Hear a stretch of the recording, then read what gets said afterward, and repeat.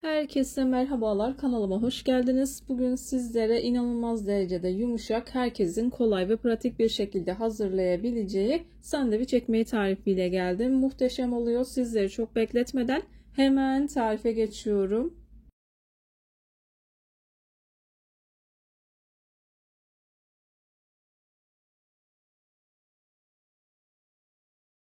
İster sandviç ekmeği, ister poğaça olarak hazırlayabilirsiniz.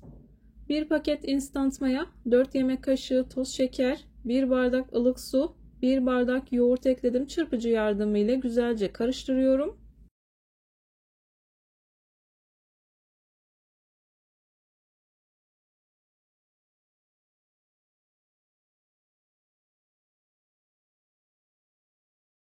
İki adet yumurta akını ekledim. Sarılarını üzeri için ayırdım.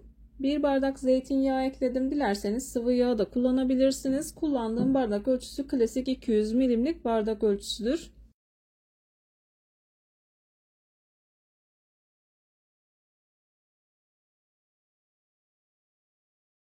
Malzemelerimi güzelce karıştırdıktan sonra göz kararı olacak şekilde yaklaşık 2-3 bardak kadar un ekledim. Unun üzerine 1,5 tatlı kaşığı kadar da tuzumu ekledikten sonra ilk etapta spatula yardımı ile yoğunlaşıncaya kadar karıştırıyorum. Hamur yoğunlaşmaya başladıktan sonra spatulayı çıkartıp elimle yoğurmaya devam ediyorum.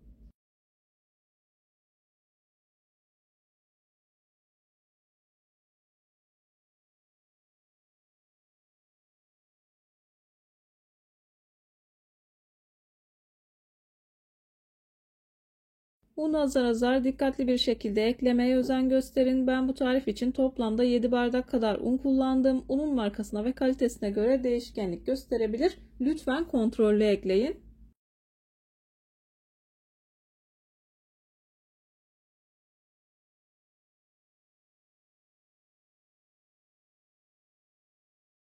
Hamurum yoğunlaşmaya başladı. Spatulayı çıkartıp elimle yoğurmaya devam ediyorum. Ben hamurumu yoğurmaya devam ederken buraya kadar gelmiş olan siz değerli takipçilerimden her zaman olduğu gibi ricam yoruma kalp olur, emoji olur veya tarifim hakkında farklı bir fikriniz varsa bunu da benimle paylaşabilirsiniz. Ayrıca videolarımı sevdiğiniz kişilerle de paylaşarak bana bu şekilde destek olabilirsiniz.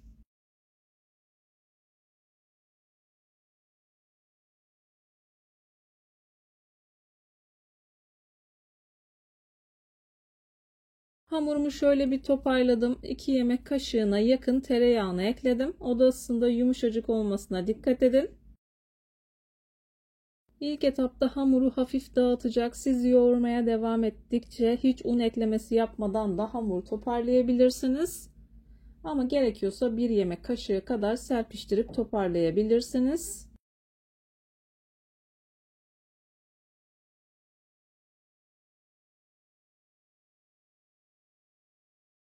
Hamurun kıvamı yumuşacık bir hamur oluyor. Ele yapışmayan yumuşacık pamuk gibi bir hamur oldu. Bu aşamaya kadar hiç un eklemesi yapmadım. Yaklaşık 1 yemek kaşığına yakın un ekliyorum. Hamuru yaklaşık 1 dakika kadar daha yoğurduktan sonra üzerini kapatıp 1 saat kadar mayalandırıyorum. Bu tarz tarifler yaparken dikkat etmeniz gereken en önemli nokta özlü ve güzel bir hamur yoğurmaktır. Hamuru ne kadar güzel yoğurursanız yaptığınız hamur işi tariflerinden o kadar memnun kalırsınız.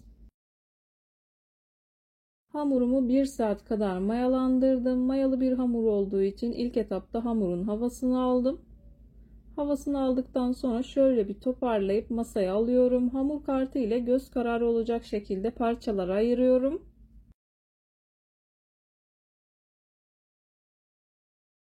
Göz kararı parçalara ayırdıktan sonra bezelerimi hazırlıyorum. Ben bu hamurdan toplamda 16 adet beze elde ettim. Dilediğiniz gibi yapabilirsiniz. İstediğiniz büyüklükte hazırlayabilirsiniz.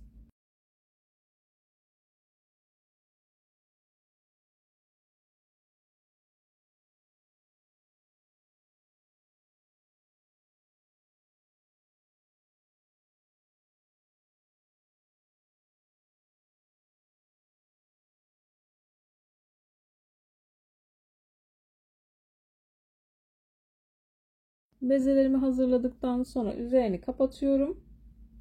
Bir 10 dakika kadar dinlenmesi yeterli olacaktır. Hamurun yumuşaklığını görüyorsunuz. Gerçekten muhteşem oldu. Üzerini kapatıyorum. Hamurun üzerine kullandığım streçi kullanıyorum. 10 dakika kadar dinlendirdim. Masa hafif yağlı. Yavaş yavaş şekillendiriyorum. Bu aşamayı çok fazla hızlandırmadım ilk defa deneyenler için.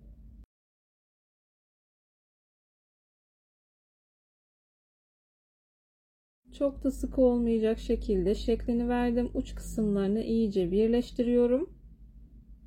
Daha sonra kenara alıyorum. Dilerseniz yağlı kağıt serdiğiniz tepsiye alabilirsiniz.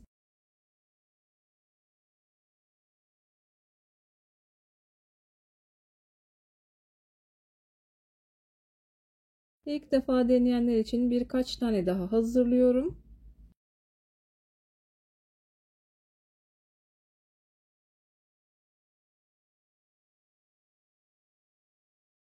Videolarımda yapmış olduğum tariflerin elimden geldiği kadarıyla püf noktalarını vermeye çalışıyorum. Ama yine de aklınıza takılan herhangi bir şey olursa yorumlara yazarsanız gördüğüm zaman sizlere dönüş sağlarım.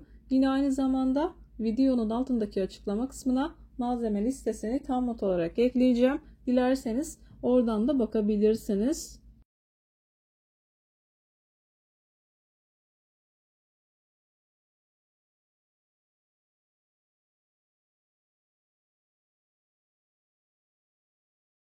Sonuncusunu da hazırladım. Yağlı kağıt serdiğim tepsiye aldım. 20 dakika kadar tepsi mayası yapıyorum. Tepsi mayasını yapmaya dikkat edin. Bu yumuşacık olmasını sağlayacak. Tepsi mayasını yaptım. Üzerine yumurta sarısını sürüyorum. Yumurta sarısının içerisine hiçbir şey katmadım.